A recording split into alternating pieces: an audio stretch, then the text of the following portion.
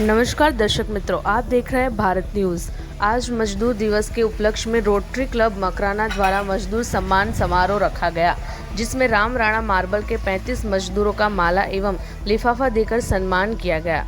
मंच संचालक करते हुए अजीज गहलोत ने मजदूर एवं सेठ के रिश्तों पर रोशनी डालते हुए इसे संयुक्त परिवार के मेंबर की तरह बताया। अध्यक्ष नारायण सिंह जी मिंडुकिया ने अपने उद्बोधन में उपस्थित सभी मजदूरों को आज के दिवस की हार्दिक बधाई देते हुए मजदूरों के द्वारा किए जा रहे हार्डवर्क एवं मेहनत को सलाम किया।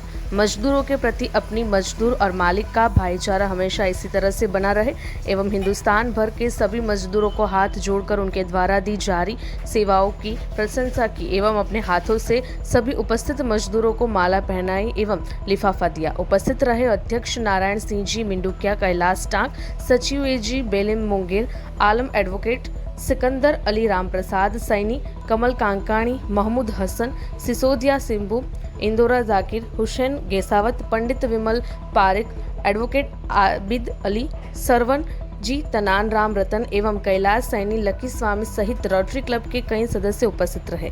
संवाददाता विक्रम सिंह चौहान।